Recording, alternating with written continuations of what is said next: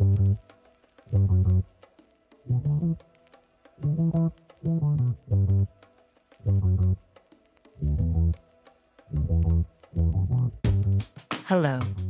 this is Nikki Toyama-Szeto, and I'm the Executive Director of Christians for Social Action, and your host for today's episode of 20-Minute Takes. Today, we speak with Tony Deik. He's a professor at Bethlehem Bible College and is on the board of Infinite. Tony unpacks for us a scriptural understanding of justice and the fullness of what that means for Christian faithfulness. He also takes us into his journey as a Palestinian Christian living in exile in Bolivia, and how it is that we can understand the activism that comes with Christian faith in ways that pursue peace and peace building. Join us for this conversation.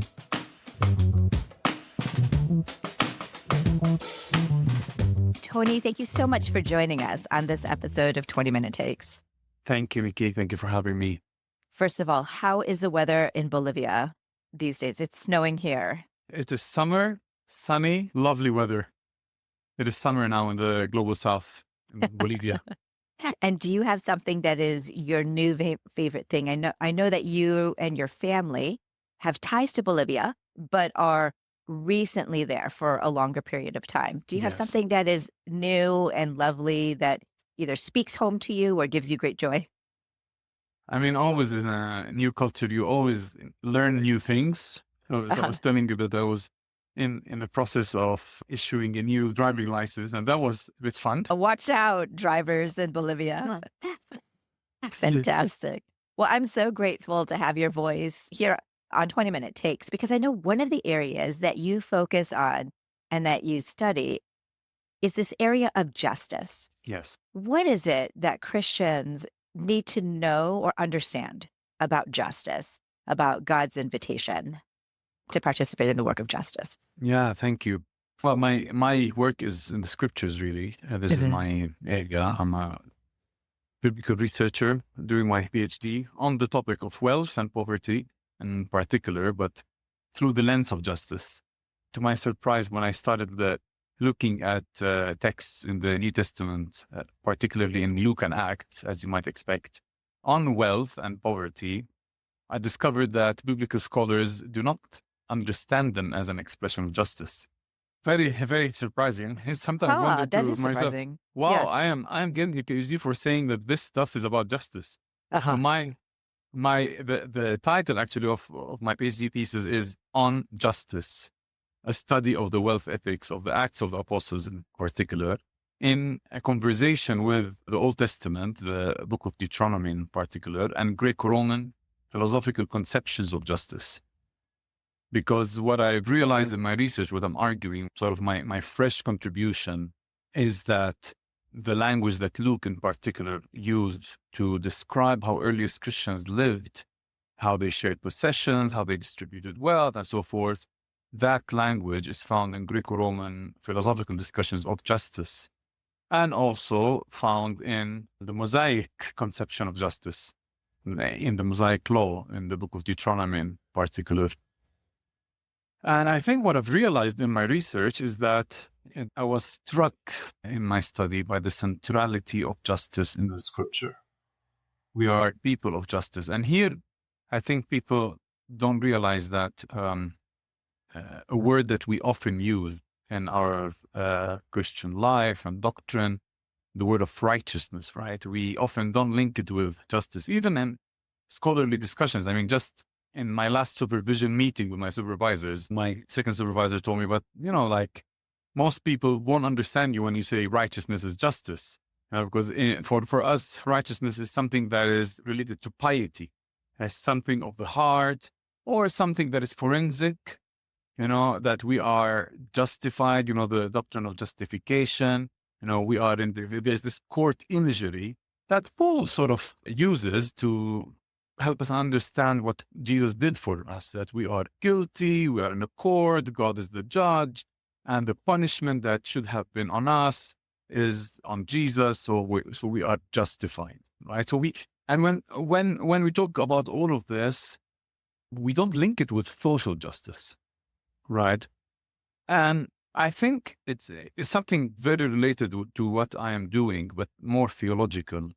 And I would love to explore it more and to write about it in depth, is the notion of justification. I think this is where the problem lies, to be honest. Because we have this image of justification that is very forensic and very pietistic. So justice is, especially as Protestants, right? We are justified. It's done. Justice is finished. We have another name for the rest. We call it sanctification. It's another thing. It's not justice. We are justified. We are made righteous. And this is maybe the image that we get from Paul. But then when we turn to Luke Acts, I argue that Luke has a different view on justice that starts from the very beginning of his gospel with Zechariah's song. Luke portrays the advent of Jesus as enabling worship. So the advent of Jesus, Zechariah says, a horn of salvation is given to us so that we are able to worship God in justice and holiness. So justification linked with worship as empowerment to do justice. Now, to cut the long story short, with Zechariah's song, the Benedictus is a prophecy. And Luke locates it at the very head of his double-volume work, Luke Acts, for a purpose, right? He could have placed it anywhere. This song foretells, it's a prophecy about the future that is fulfilled within the narrative. What this prophecy says is that through this horn of salvation, we understand it through the narrative, Jesus Christ, we understand the horn of salvation as Jesus Christ. Through Jesus, we'll be empowered, we'll be enabled to worship God in justice. Now, the question that this triggers in the mind of the reader is where, since this is a prophecy in the future tense, and the word says there, and Zechariah prophesied, so the reader should ask, when is this prophecy fulfilled in the narratives? And I argue that it is fulfilled, it is seen, like the clearest fulfillment of this prophecy is seen in the book of Acts, in the life of the earliest Christians, how they lived and embodied social justice, how they distributed wealth according to need, for example, as opposed to distributed wealth according to merit, as it was practiced in the wider Greco-Roman world. So this is their worship, how they distributed wealth and mixed that with prayer and with fellowship and with breaking bread. So this is justification as empowerment and enablement to worship God in social justice. This is justification from the lens of Luke. So Luke gives us, you don't find this forensic image in Luke. Right, and this is not this is fully compatible with Paul. Now, these are different ways to try to understand what Jesus did for us. But sometimes, if we just cling to the forensic image of justification, we feel that just as something done, and we have nothing to do with it, and we are justified. We are just now. We're dikaios. We are just, and that's it. And we have nothing to do. Whereas when we paint the fuller picture, just as, we are justified through Christ. It's not by our works. Yes. But this means that we are empowered to do justice. So if we're really justified, we need to show it. We need to demonstrate it. In our worship, in our life, we need to demonstrate this justice. That's powerful. And I think it really reframes, because you talked about Advent and the anticipation of the birth of Jesus. Yes. In a different kind of a way. I think it really also engages with this question that I hear in some circles about, is justice sort of optional or only those for whom they are gifted with that? It is, a fruit of the Holy Spirit kind of expression. But what I hear you saying is it's actually we have been empowered and released in order to worship God through social justice. Exactly. This is why Jesus came, to justify us, to empower us to do justice. Without him, we are not able to do justice. We are not able to love our neighbor as ourselves. And now here, if I want to enter into a bit of a technical discussion, I think maybe this would interest people, is that in the original language, in Greek and in Hebrew, we have two words for justice, right? That get translated one of them is dikaisune in Greek, or it's deka in Hebrew, gets translated as righteousness. And the other one is krisis or mishpat, that gets translated as justice, right? Now, even some scholars, when they hear justice, krisis, they think about court justice, justice in the court rather than social justice. And righteousness, as we said, is something in our imagination that's given to us, and that's it, right? But if you look at the Old Testament, for example, the book of Deuteronomy, where you get the best conception of justice, that affects our lives and affects our doctrine. If you want to understand justice, really, it's in the Mosaic Law, in the book of Deuteronomy. Mm-hmm. And there's this passage, a couple of chapters. The book of Deuteronomy is composed of sermons. And there's one sermon that starts in Deuteronomy 9 to 11. Mm-hmm. And this is central. This is a central sermon that comes before the Deuteronomic law, before all of the detailed laws, to summarize the essence of the law. What is the essence of the law? How to live in righteousness and holiness. Okay, so you have this word, or dikaisune in the Greek translation. To live in righteousness. How do we live in righteousness according to the book of Deuteronomy? By loving God. All righteousness in Deuteronomy is summed up in one commandment: love God with all of your heart, soul, and strength. But then what does it mean? The book of Deuteronomy, this sermon, explains what it means. It means imitating God. So, and the book of Deuteronomy uses many words to describe this relationship of love, that we should love God, cling to God, fear God, all of this. Why cling to God, fear God, love God, cling to all of his ways, so that you imitate God. This is Deuteronomy 10, verses 17, 18, 19, that you imitate God, who do justice to the sojourner, to the orphan and the widow, and he loves the sojourner to give him food and clothing. This is social justice, to give him food and clothing. This is not just court justice, not only defending the oppressed in the court, but also giving the oppressed food and clothing, right? You also should love the sojourner, for you were also sojourners in Egypt. So this is the summation of all righteousness. All righteousness is summed up in the commandment to love God, so that we can imitate God in doing justice and love to the oppressed and the needy and the marginalized. Wow, that's powerful, and it really helps to illustrate the centrality of justice and the outpouring that is of kind of a Christian faithfulness. Now, for you are a Palestinian Christian living in exile in Bolivia. What does this mean for you, this understanding of justice? How does that get lived out? What are the things that you notice and pay attention to? I mean, as an evangelical Palestinian, I still do describe myself maybe as an evangelical. It saddens me that we neglect the work of justice. We relegate it. And I think it does come from our piety and our understanding of piety, of this kind of the Christian faith is only between me and God, and it's very private, very personal. Yeah. Personal, private, there's no social dimension there. Yes. Our understanding of justification very linked to the court imagery, to the forensic imagery. Okay. Right? So kind of a courtroom justice. Exactly. And law. Exactly. I think it comes from there, our neglect of justice and relegated. And it is striking that we emphasize in evangelical circles the Great Commission, for instance, and we neglect the Great Commandments. And the word "great" does not occur in Matthew 28, occurs in Luke 10, and other scriptures. The Great Commandment, right?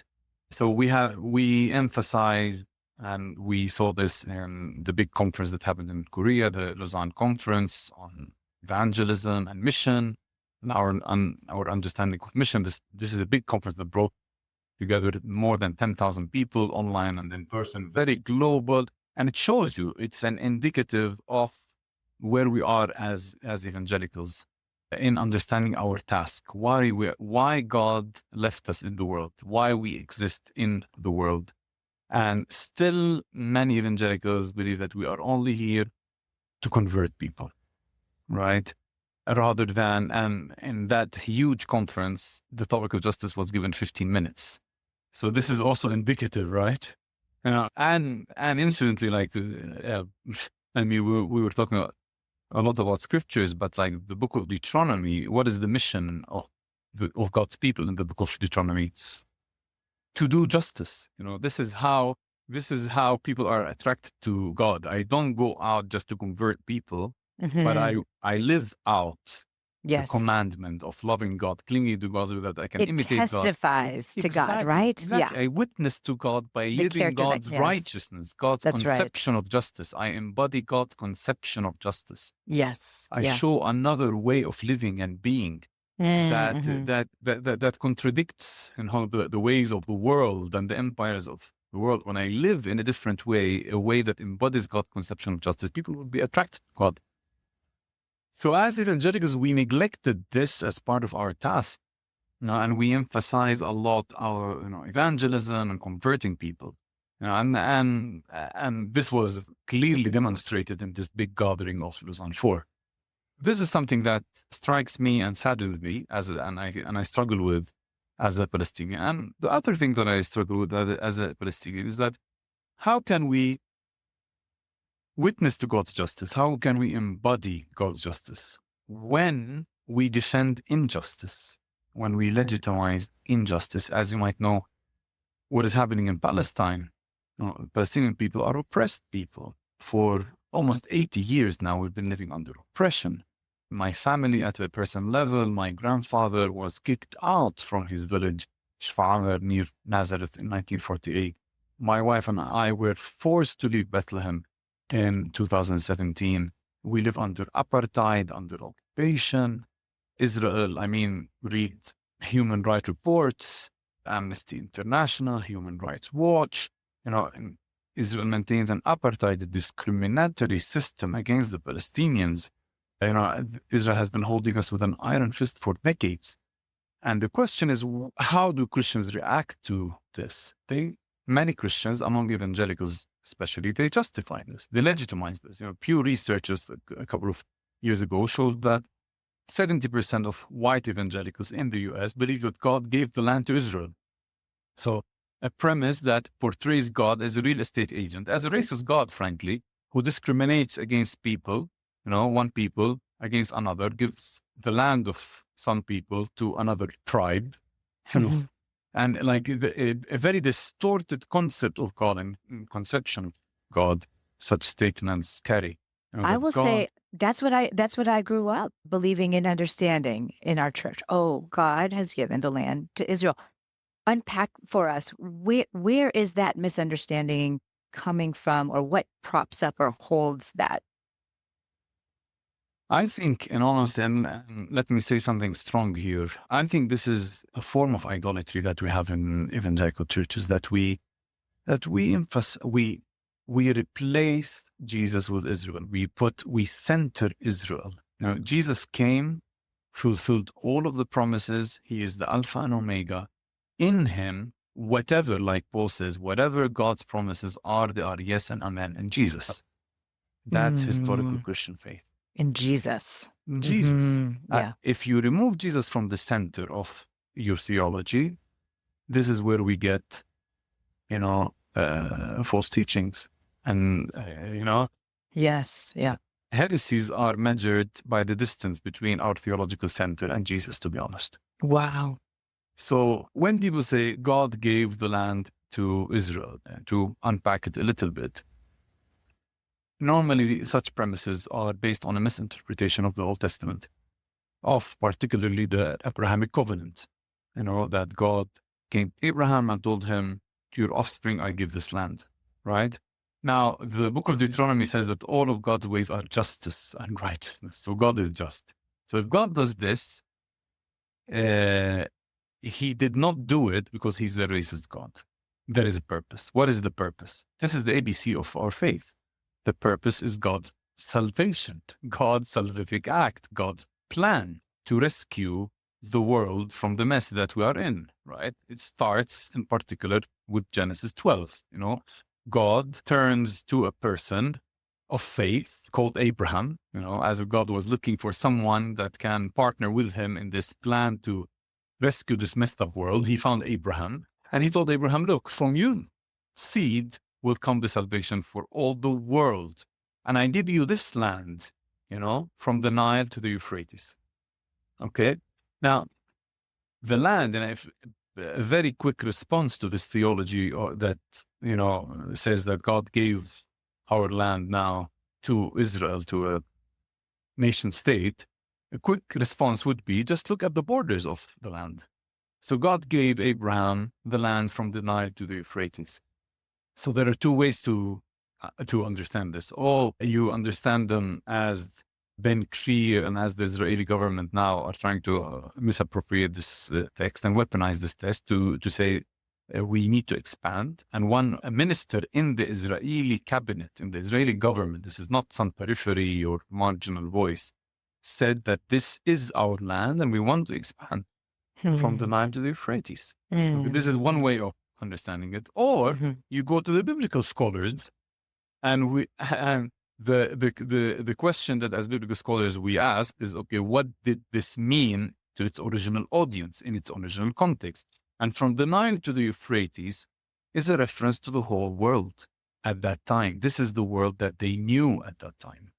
Or from the Nile to the Euphrates, that was the world, the whole world that they knew, right? So God was giving Abraham the whole world, right? And this is what Paul says in Romans 4. God gave Abraham, he uses the Greek word cosmos, the whole cosmos. Why? Because God wants Abraham and his seed to be a blessing for the whole world. So it makes sense. So God gave the land, not because he's racist, not because he's a real estate agent, not because he favors a tribe against the other. God did not give Abraham a slice of land, a small piece of land. God gave him the whole world to be a blessing for the whole world. So such texts that are so beautiful, so core to our gospel, to the good news of Jesus, they are weaponized for political agendas, for a settler colonial project. And the result is, and we're talking about justice.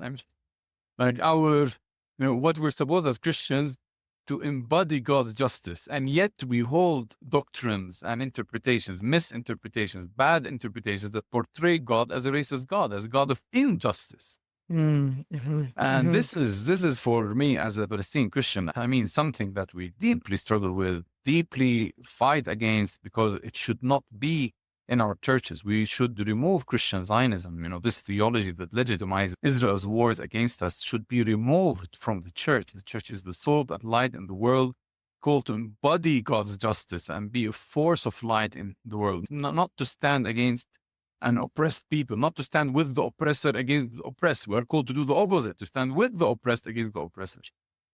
Tony, that's really helpful to understand some of the places where people are misunderstanding what God is saying in the scriptures. Can you tell us a little bit of what is some of the real world impact, or what is it that you are seeing that is sort of the impact or the implication from some of these ideas? Yeah. For us, this kind of theology, as my friend from Gaza, Yusuf Khouri, he's a wonderful Palestinian theologian and thinker. He says that for us, theology and biblical interpretation is a matter of life and death. So we are not talking here about, of course, as Christians, central to our being is the gospel, and any harm or distortion to the gospel should shake us. And this theology that pushes Jesus aside, that marginalizes Jesus, is a distortion of the gospel and distortion of God's name, and that should shake us.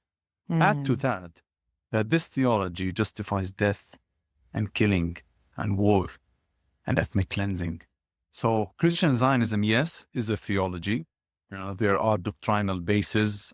People believe that Israel are still God's chosen people. That's why they're there. They should be there. God gave them the land. They have a divine right to my house, to my city, to my village. Right? Right.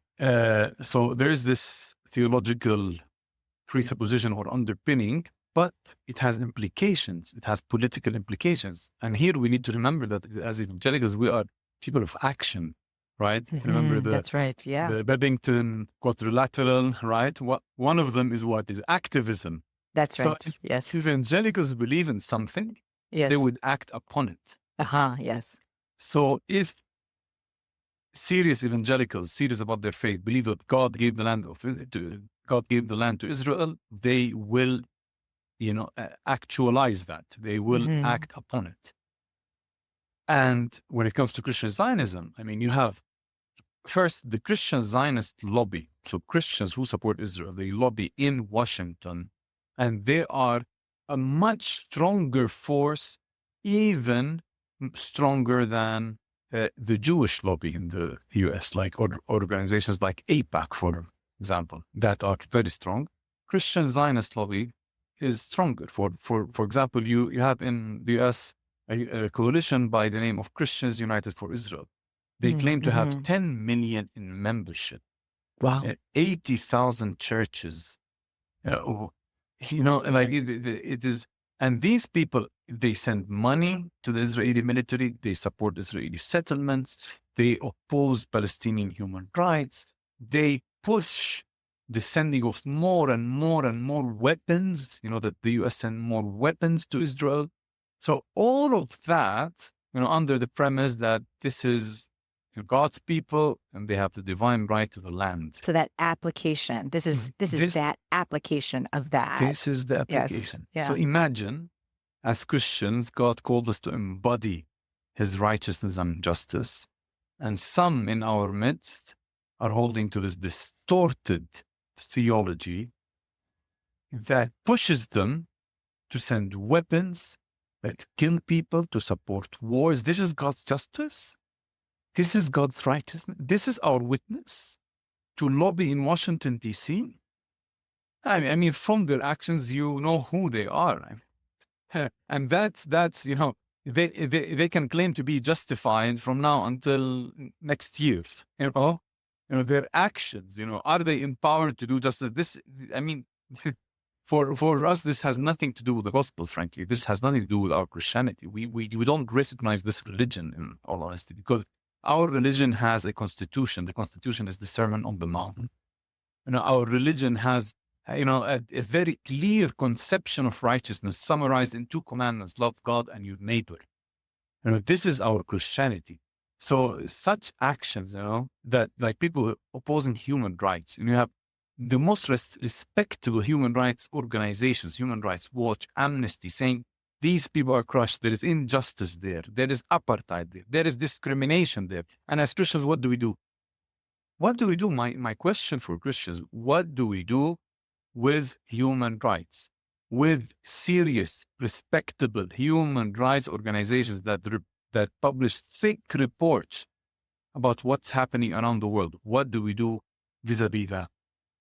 One of the things I appreciate is you calling out how Christians, their faith compels them to action, right? Exactly. And I think that's a distinctive to us. And Yeah. I appreciate, even as you've called out the things that distorted theologies empower certain kinds of actions, but you're part of a community of people whose actions are being expressed in a peace-building summit, a gathering that's going to be happening next year, which I think is such a prophetic response to the violence that's happening on the ground in Gaza, among the Palestinian people.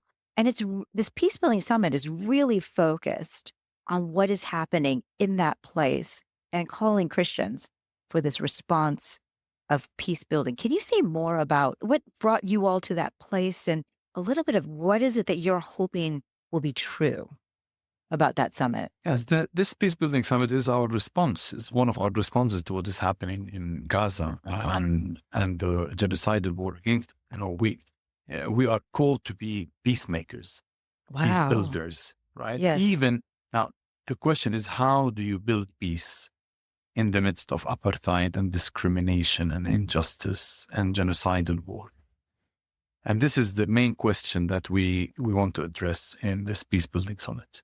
How do we go about living out our calling to be peacemakers in this particular context? So what we are doing is we're not only bringing, it's not just for us Palestinian Christians, but we are bringing other Christians, other disciples of Jesus, followers of Jesus from across the world, especially from the global south, people who have experienced, who share our experience of injustice and apartheid and secularism. For example, communities in North America, the indigenous communities, African American.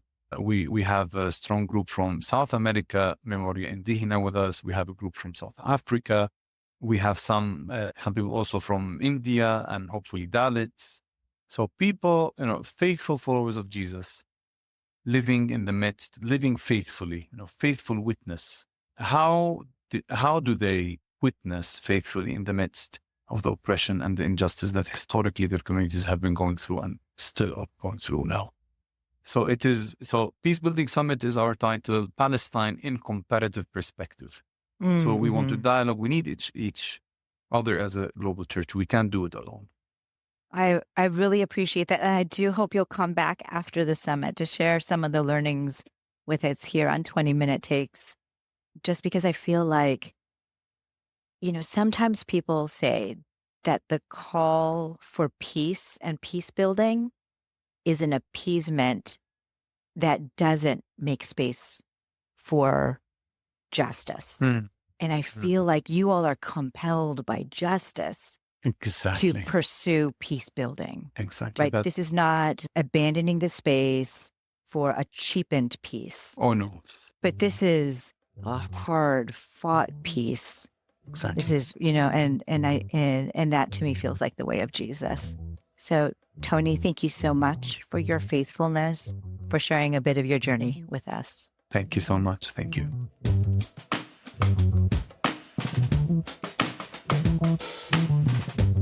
"20 Minute Takes" is a production of Christians for Social Action. We're produced and edited by David DeLeon. I'm your host, Nikki Toyama-Szeto, and the music is done by Andre Henry. You can find us on the web at christiansforsocialaction.org. Give us 5 stars, write a review, and share about the podcast with your friends.